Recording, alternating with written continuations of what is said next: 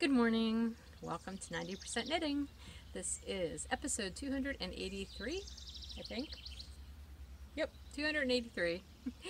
I'm Lisa, your host, also known as Fiber Nymph, and I will put my screen in here so you can see where you can find me on social media and how to contact me.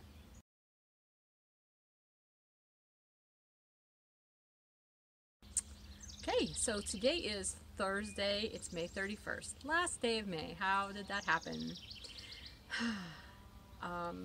Yeah, so June begins tomorrow, which means that it's the first day of meteorological summer, if you like to follow the seasons the way I do. I prefer to go by the meteorological denotations of them rather than like the solstices and equinoxes. Equinoxi? I don't know what the plural of that is. But the summer solstice, I also enjoy the solstices and equinoxes, but I always seem to like to push my seasons ahead a little bit, so I usually go by that first of the summer month and seasonal months. So that's not really important though, is it? I'm back out on my deck. It does not look like we're going to have rain today, so I should be able to stay out here for the entire podcast this time. I just realized I have my camera sitting lower than I usually do, but I'm not going to change it now because that would be a lot of fidgeting around. So you're just getting a lower look at me today. I got a lot of good feedback about recording out here, and a bunch of you said you enjoyed seeing the birds. So I'm at a different angle today. I had to sort of reconfigure where our patio furniture was on the deck, because you can't really see, well, you can see like this one little corner of it. We bought an umbrella for our patio table. This was my patio furniture that I had back at my house, and I never needed an umbrella because it was on a covered patio, so an umbrella was a moot point. But now that we're out here, it's out here on this deck, and honestly, this deck gets sun probably, I would say probably by the time I'm done recording, the sun's going to be well up over here, and it's going to be bright out here, and it's like that all day because this is our southern exposure, and it's bright and sunny all day long when it's sunny. And so in order to make this table more functional, like if we ever wanted to eat dinner out here or anything, we would definitely need shade. So that's what Bill and I did Monday afternoon, well, I guess evening, Memorial Day. We worked during the day here at the house, and then in the evening we ran over to Lowe's and we bought an umbrella and went to dinner. But oh my gosh, this umbrella is huge. This table isn't that big. But the smaller umbrellas didn't have a tilt function, like to tilt the umbrella, which we thought was helpful, so we got the bigger umbrella, which I think has a 9-foot circumference. This is only like a 4.5-foot wide table. It's a little big, plus it's super tall, and I can't even extend it up the whole way or it hits the gutters on the house. We have to do some modifying. I think we're going to cut the pole off, like maybe a foot off the pole to make it a little shorter, because honestly, Bill and I are both short, and we have plenty of clearance to walk under this umbrella even when it is fully up.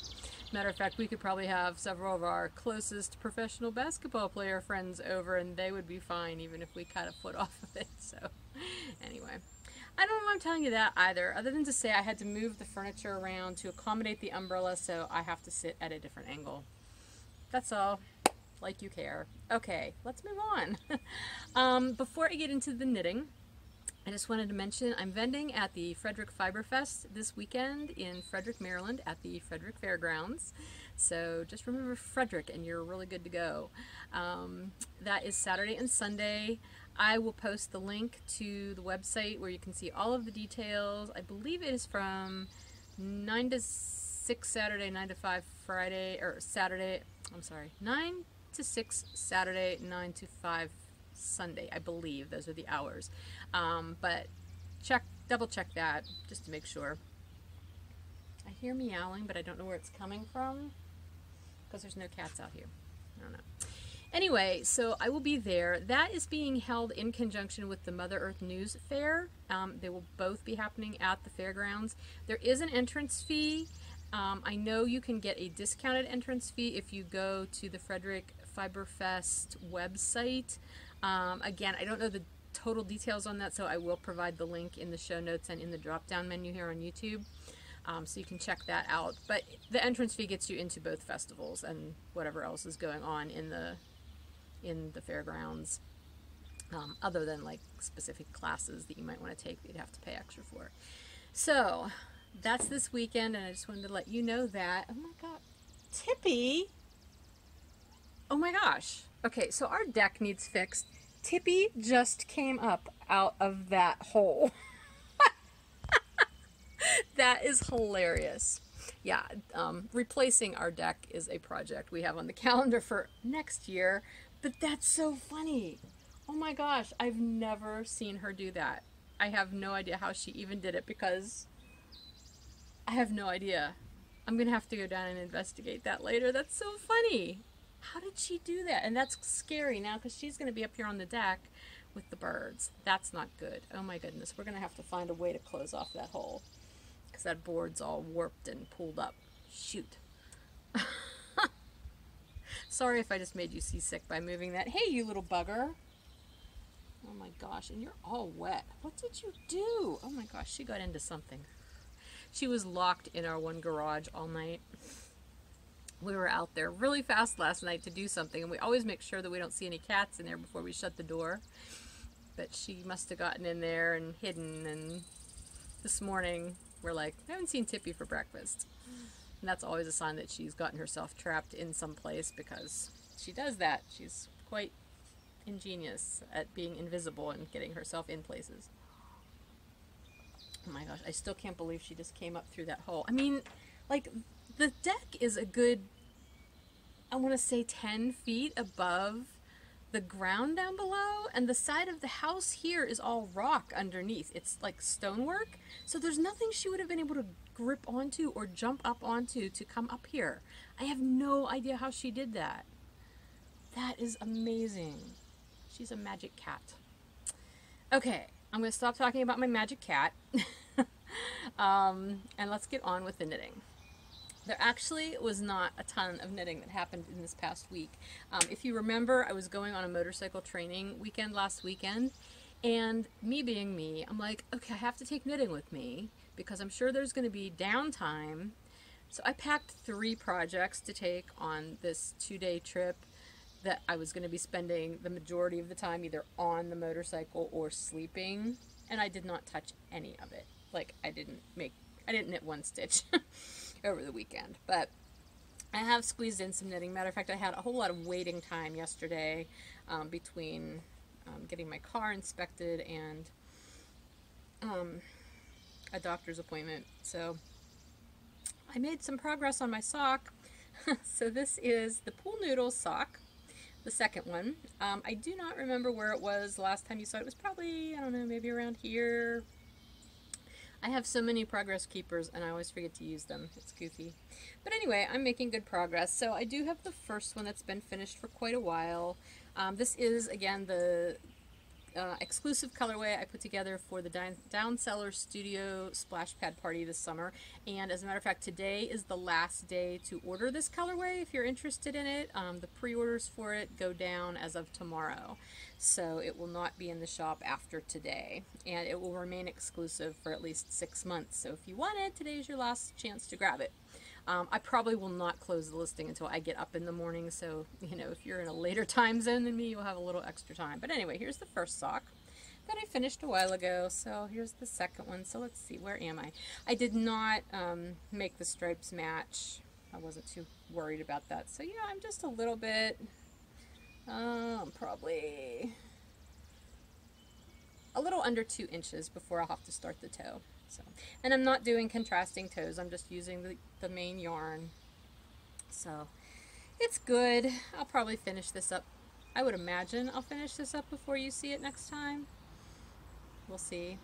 We'll see how much knitting time I have this weekend at the show. But anyway, I'm knitting this on my bounce base. Again, Pool Noodles colorway and on US 1s, which is my normal go-to needle for socks. Fingering weight socks. Okay, so that is my first project that I worked on.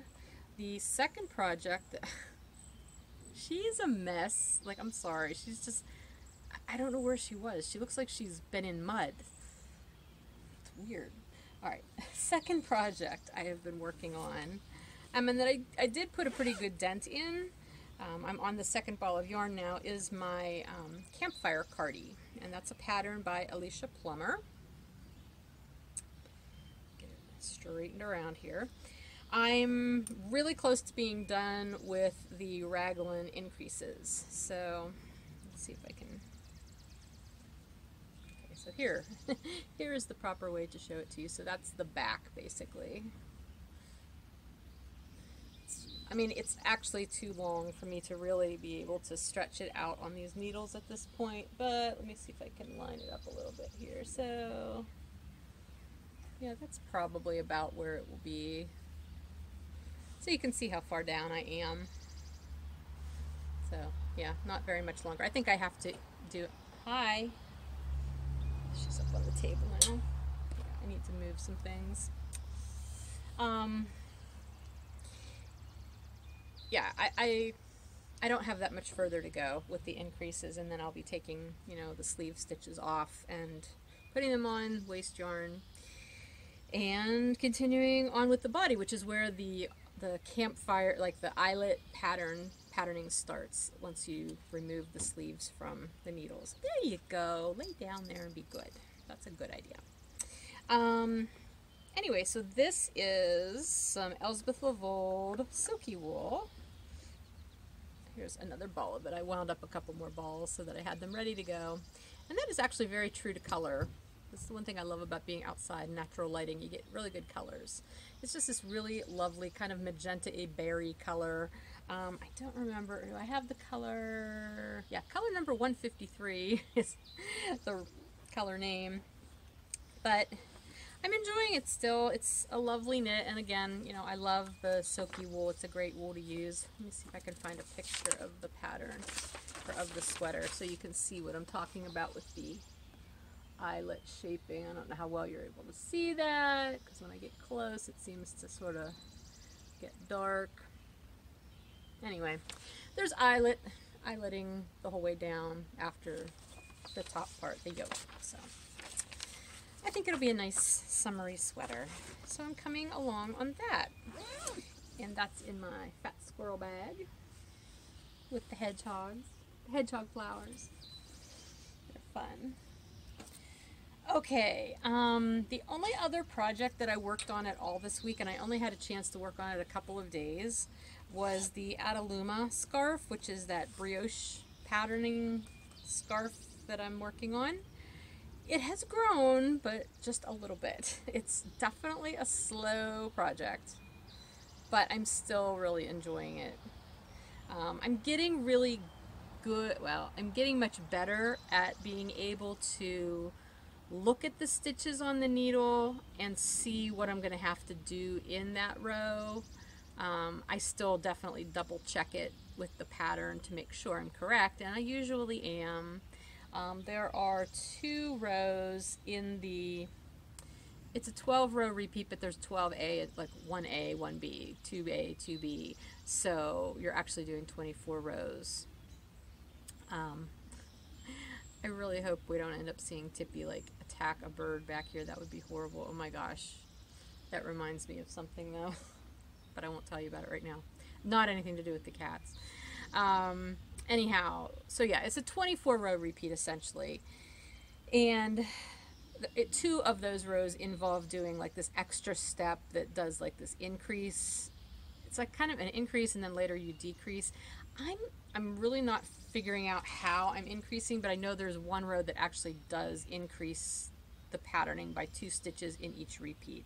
So that's why it just grows in shape really slowly, or in size. And it's funny because you can kind of see, because it's not a smooth edge, it's wavy because of how you do that increase and decrease thing.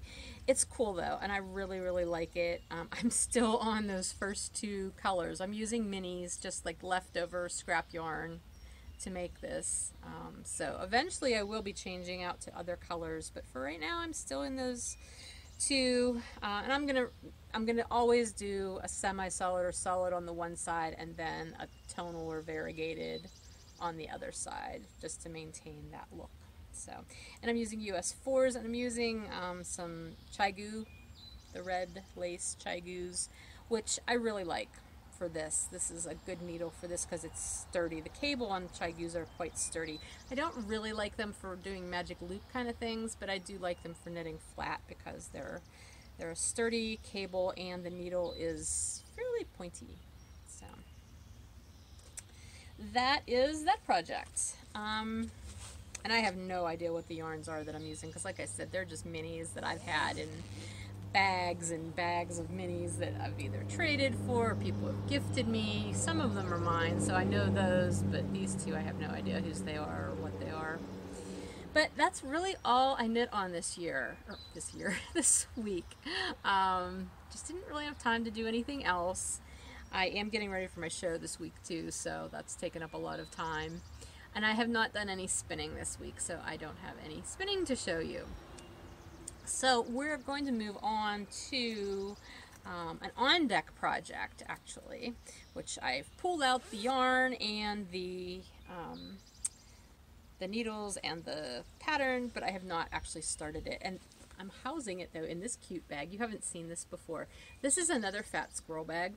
And this is one that Amy Beth had at the Needles Up Maryland show, and I looked at it all day long because I love this fabric. It's an orange background with, you know, flower outlines, and then it has these moths all over it, and I just love these moths. Totally beautiful and just plain fabric on the inside.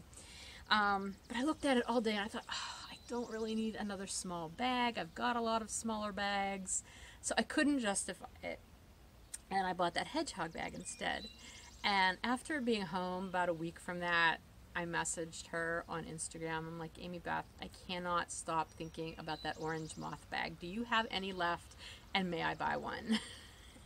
And she did indeed have some left, and we actually did a trade, which was nice of her. She traded me a bag for some yarn.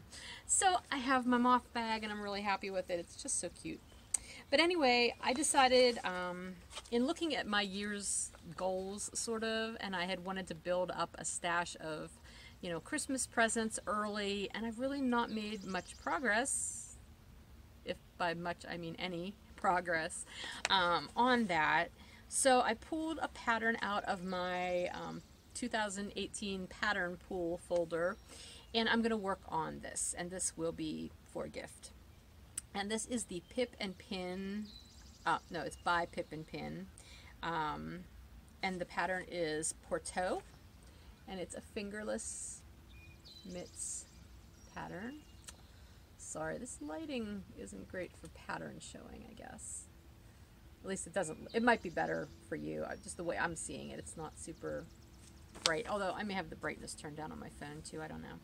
Anyway, it's a really pretty textured pattern with some traveling cables and a little bit of lace.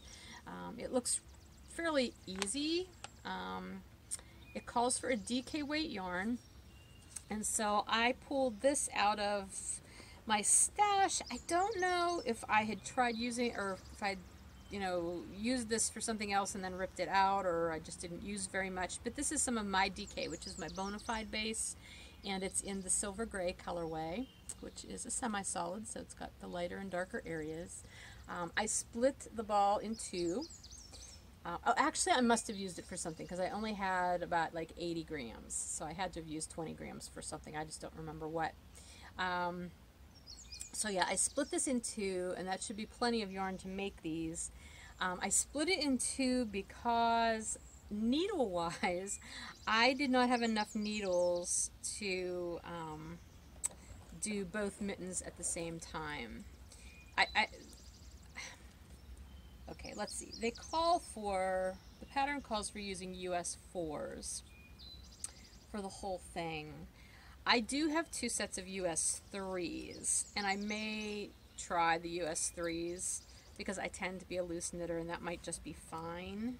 Oh wait, oh yeah. But I only have one, oh wait, no. Oh, 3 and 5. Why do I think I may have misread this. I may have thought that I needed 2 different size needles, and now looking at the pattern, it does not look like I do. So my original thought was, oh, I'm going to have to do this 2 at a time on the same needle, which I don't do ever. I tried it once, found it super fiddly, and stopped immediately. But I do have 2 US 3 needles, so I may be able to get away with that, doing the 2 US 3s. We'll have to see. There are multiple sizes, I think. Yeah, there's 3 different sizes. So if I use the US 3s and then maybe did the middle or larger size, that might be okay, because I do have enough yarn to do the largest size. Sorry, I'm kind of processing this now on the podcast, which I don't typically like to do, but I'm realizing I must have read the pattern. I was looking at it very quickly, and I don't know why I thought I needed 2 different size needles. Maybe because I usually do my cuffs and the body of mittens on different sizes. Bottom line is, I want to be able to do these mitts simultaneously, like concurrently, because while I rarely ever get second sock syndrome, I am very prone to getting second mitten syndrome or mitt syndrome, and I'm not sure why, because what's the difference? Usually I'm doing mitts on much larger yarn and needles than socks, so you'd think they go faster. Why would that be a problem? But I do. I don't know. I get through the first one and I'm like, eh. So I figure if I cast them both on and work them at the same time, I'll be less likely to have that happen. However, I obviously have not cast them on yet, but I do think I will take these with me this weekend and work on these at the show or in the car going down to the show and back, whatever. So that will be with me and hopefully at least be started by the time you see it next. Alright, so those are my projects. I wanted to say thank you so much for all of your ideas and input on my wedding skirt modification plans. A lot of you had really good ideas. Some of them are not ones that I'm feeling like I'd like to do just because I don't want to cut the lace. Like, I don't want to steek the lace. I know that's a possibility and I could do that, but I really don't want to. I want to maintain the integrity of the lace as much as I possibly can and just do whatever modifications I'm going to do to the actual skirt part. So we'll see how that goes. I haven't made any decisions yet, and I don't have the time to put into trying to do anything with it quite yet either. So I'm still mulling it over, but that's always good to let those kind of ideas sort of simmer for a while and then finally have a hack at it, or take a whack at it, I guess. I don't know. Sorry. Babbling about that. But all that to say is thank you. I appreciate all the input. It was really helpful. I already said I didn't do any spinning this week, so that brings us to cows. And we are in the middle of the everybody else's cow. So I know today is the last day of May, but because we'll be a week into June probably by the time I record next time, I went ahead and I drew for the 2 May prizes today. And I will just keep note of what post I ended with, which I did actually make that note. There's 94 posts in that thread in the 90% knitting group. So 2 through 94 is what I did the drawing for the general prize. And then there were 57 images so far. So I did the drawing from 1 to 57 for the image drawing, the photo post.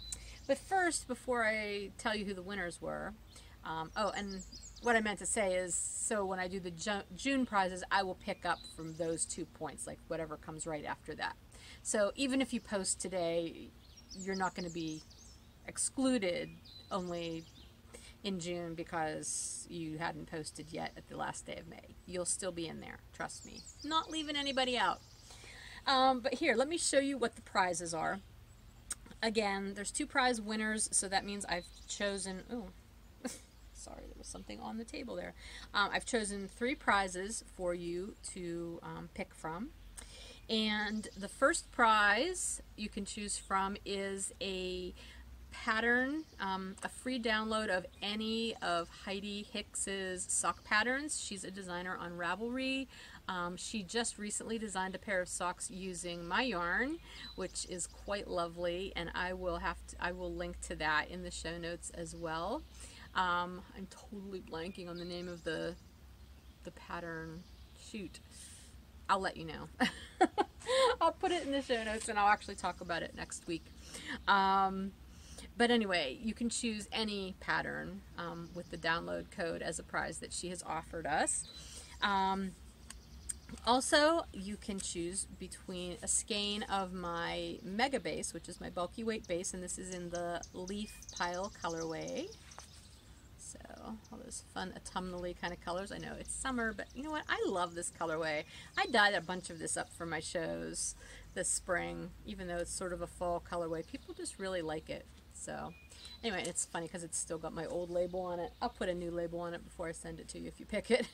But yeah, so I've got a Leaf Pile in Mega, and then I've got a fiber prize also if you would like to spin. This is a braid of Tempted fibers, her superwash merino and nylon base, which is an 85-15% blend, and this is in the Harmony colorway, which is super pretty. These blues and greens. Trying to find good lighting to show you. It's a little dark right here. Anyway, it's really, really pretty. It's been in my stash for a while, and I just haven't gotten around to it, so I thought maybe I'll give somebody else the opportunity to spin with it if they'd like. So those are your 3 prize choices.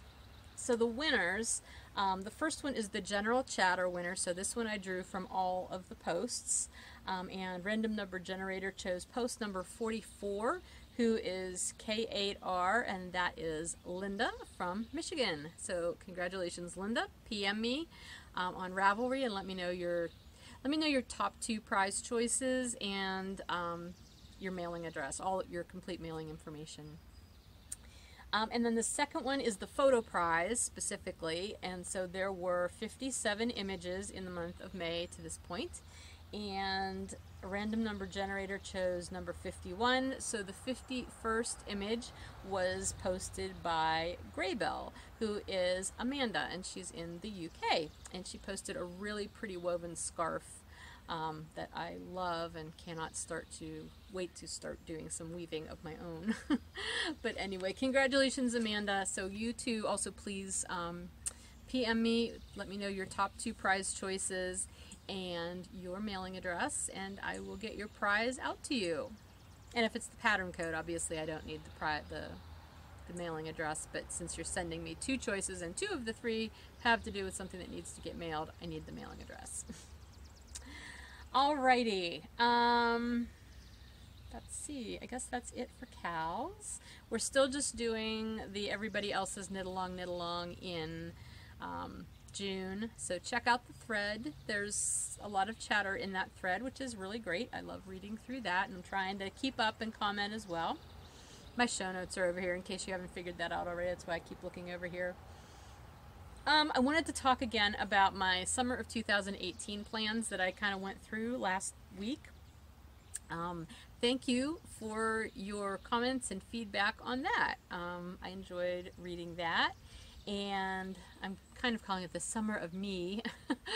So I thought it would kind of be fun to open a thread for the summer along those lines. Both for me to share with you some of my summer of me stuff, and if maybe you have something that you're planning on doing this summer that is either new to you or something that you've wanted to do and you just haven't had time to focus on it and you think you will this summer, please share in that chatter. I think that would be kind of fun. So I will open that thread before I put this episode up live, and I'll keep that open for the next few months. So, you know, June, July, and August. It's not going to be any kind of knit along or official prize thing. It's just going to be a place for us to chatter about, you know, what we're doing this summer. And it can be whatever. I don't even care if it's fiber arts related. Maybe you're making a garden for the first time, a container garden even. Oh my gosh, that is so funny. Last week I kept referring it to a pot garden, which I knew that was not the right term, and I knew what I meant, a garden in pots. And I knew the words. Like, I knew they're called container gardens, but I just couldn't come up with those words last week when I was recording. And someone did point that out to me in the comments, which thank you. I had remembered it by then, but at that point I'd already recorded. And what makes it super funny that I could not come up with that term is the fact that long ago in my other life as a freelance writer, I actually wrote an article about container gardening. Yeah, so... so maybe you're gardening for the first time, or maybe you are, I don't know, it doesn't even have to be summer related. Maybe it's just something you're planning to do this summer. Are you like renovating part of your house? Are you redecorating? Are you, working on a project car or something, maybe with your spouse or friend or whatever. Or maybe you've got road trip plans for this summer. Just share it with us. I would love to hear about the summer of you as much as the summer of me. So I will start a thread for that, and let's just have some fun chattering about that. I just really, really want this summer for myself to be relaxing and non-stressful, and just I want to do the things that are going to make me happy this summer. It's been a stressful first half of the year. I'm ready for some downtime, and I would like to see the summer be pleasant and enjoyable and non-stressful for you guys too. So maybe we can all share that together. No pressure though. Let's see. New things other than that little fat squirrel bag. I don't really have anything else new knitting wise that I can think of. Yeah, I don't think I have anything else new. I do have some new things, though. The deck umbrella is one of them. It's moved. I don't know how that did that. Anyway, the umbrella is new, which is fun, because I feel like such a fancy adult having this umbrella. I posted that on Instagram this morning. It's like, I've never had like a patio furniture umbrella before where I could sit out and drink my mojitos while I knit in the yard. I don't know. Like, I'm gonna do that. I might have to plant some mint. I left all my mint at my old house. I was gonna transplant some of it and I didn't. Mint grows like crazy though. I would say mint grows like mint, but that's not a really good metaphor, analogy, or whatever. Anyway, I need to buy some mint and plant it so that I can make my mojitos. We had mojitos at a restaurant recently, and Bill had never had one before. He's like, this is pretty good. And I'm like, yeah, it's not a super sweet one. They're often very sweet because they have rum in them, and they usually have simple syrup in them as well. And then you put like club soda in, and muddled mint and lime and stuff.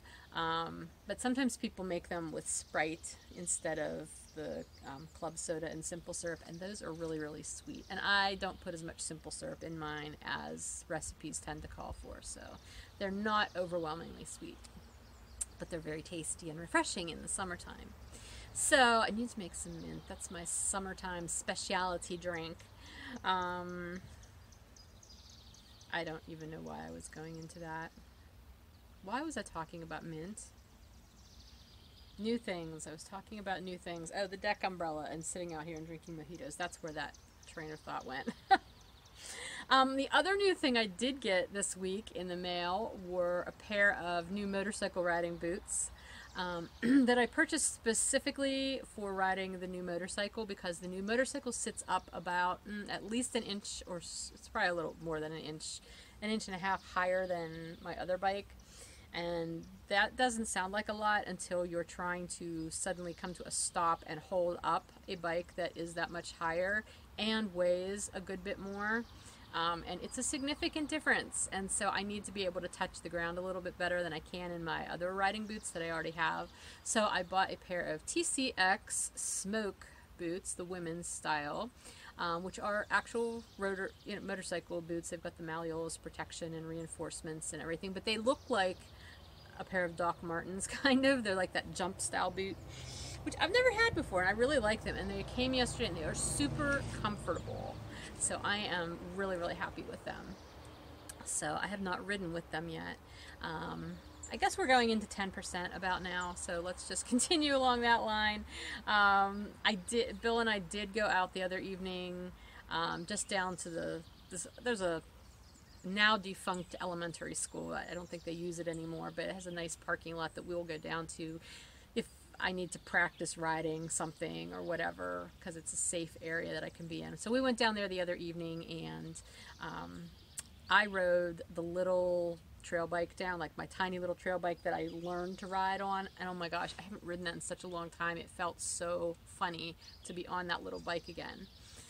So I rode that down, and he rode the new bike down, and then we swapped, and I rode the new bike for a while, and I just rode it around the parking lot, and I was comfortable on it. Like, I can use it, and it does ride very smoothly, even nicer than my BMW, my G650 GS. So the new bike is a Honda NT700V. It is bigger, and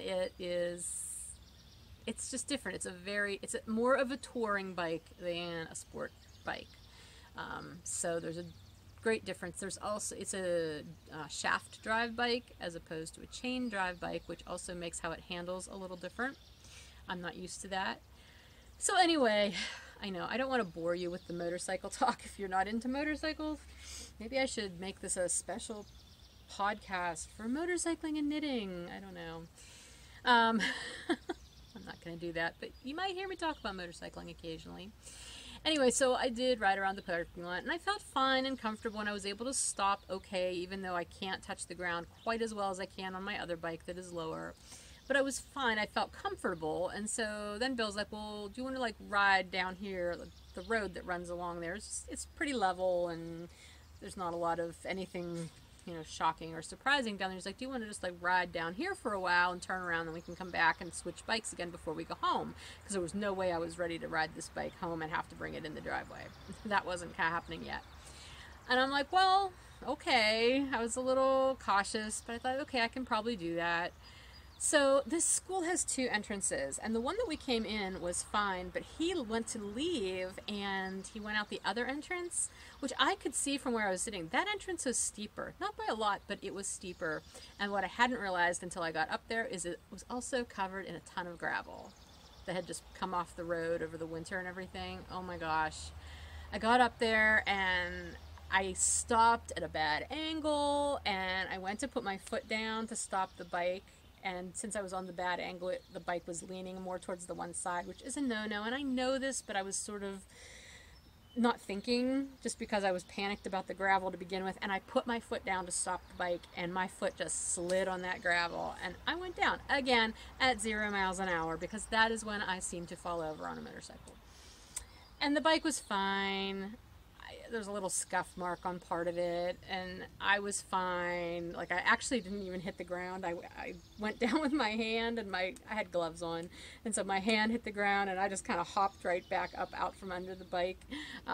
So I was not hurt or anything. I was pissed off. I was angry that I fell because I'd been doing so well this year, hadn't fallen, and I was just irritated because 3 things. Okay, so we went on this motorcycle training thing last weekend, which was excellent, by the way. Loved it, had a lot of fun.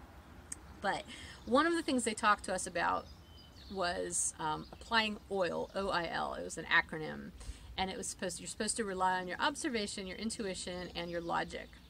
And by me choosing to go follow Bill and go out that other exit or entrance to the school, I ignored all 3 of those things because I could observe that that entrance was steeper than the one we had come in, and I would have preferred to have gone out the other one. And I even had the thought, I should just go out this one. It's right here, and I think I could do better. But I didn't. I followed him.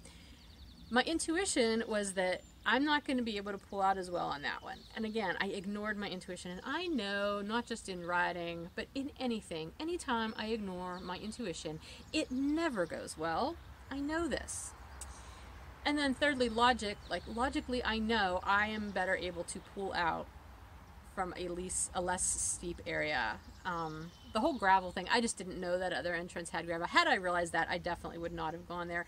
And I don't think Bill would have taken me down there either had he realized there had been as much gravel. But he then also assumed that I would know what to do once he did see there was gravel. And so, whatever. It was fine. it was more my ego bruised than anything, but I was feeling very deflated because I had just come off this training weekend where it went super well. I did really well. I learned a lot of skills, not even, well, I did. I learned some new skills, more advanced writing skills, and I came out of it with like a greatly increased sense of confidence in my writing abilities, and I enjoyed it the whole time. Even when we got caught in a pretty heavy rain shower on Sunday, it was fine. I rode fine in the rain. We rode home, and I just felt good about the whole thing. And then that happened 2 days later, and it was like, ugh. And I had to like not let myself just be completely defeated by it, because there were specific reasons it happened, and I know this, but it was still just a bummer. So, and Bill even admitted, he's like, yeah, he said, that was a bad choice on my part. I shouldn't have taken you there. I just didn't realize, and, you know. So it was all good. And I said, can we just go home? Like, I got back on the little bike, and I'm like, can we please just go home? And he's like, okay. And then he goes, and we leave, and we go out the better entrance, and he turns to go down the road. I'm like, why are we doing this? And then he pulled over a little bit. He's like, I want you to get back on this bike. You need to get back on this bike now and not be afraid of it. Which is one way of teaching someone. I realized that's one school of thought. I was not happy with him for that, but I understood where he was coming from. So I did get on the bike, and I did ride it down the road and then back up the other way. And I was fine. And then we switched later on before we got home, and he rode it. So, yeah, it's all a learning experience, but I am feeling very cautious about that new bike yet. And I don't see me taking it in or out of the driveway super soon. I need to get more experience on it just out on the roads first. So, and he's going to work on trying to lower it. He didn't think he could. He thought he could originally, that's why he bought it, and then he realized maybe he couldn't, but now he's coming up with other alternative ways to like lower the seat and stuff. So we'll get there. All right. Yeah, so the motorcycle training through West Virginia was awesome. We left Friday, and Friday morning was my closing. My house, I'm no longer a homeowner. Friday morning, it was actually really anticlimactic. After these past 2 months of just hurry, hurry, hurry, rush, rush, rush, get this all done, you know. Actually, it was more than 2 months, because that started at the beginning of March. It was all of March, all of April, into mid-May. So yeah, mid to late May. It was anticlimactic. We sat there, signed papers, ended up walking out with the check, and honestly I was fine the whole time until the very end when we were leaving, and I went over and I gave the girl who was buying the house, I gave her a hug, and I said, you know, congratulations, and I got teary, and I like choked up a little bit, and she's like, oh. I'm like, I'm fine. I said, have fun with the house, you know, and we left, and that was it. And you know what, honestly, after that I was just so relieved. It was just like this sense of it's over, you know, it's done. I don't have the house anymore. I don't have to think about it. I don't have to do anything there. Yeah, so I'm good. I think I'm all cried out about it at this point anyway, so I'm sure there's going to be moments where, like yesterday, it was funny.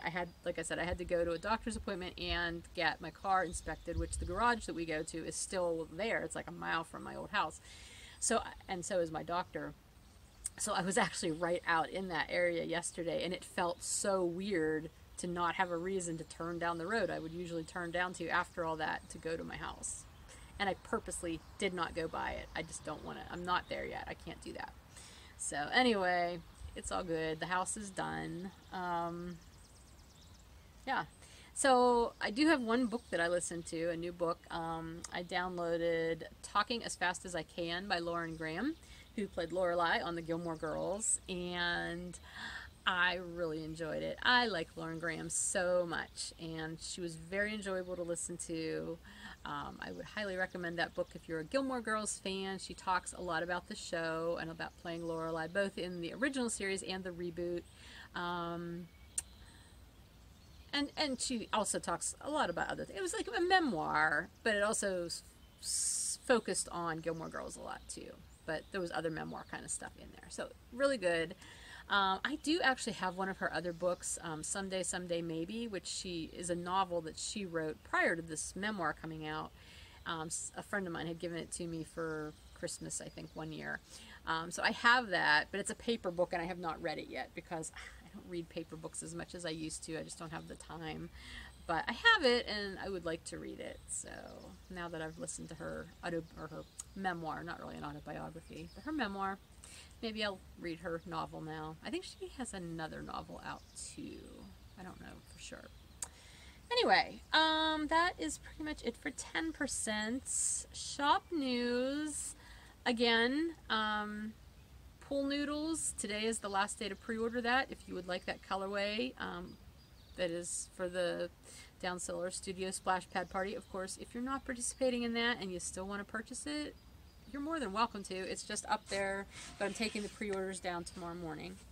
I'm vending at the Frederick Fiber Fest again. I'm not vending again. I've never vended there before, but again, I'm telling you again, I'm vending there this weekend, June 2nd and 3rd.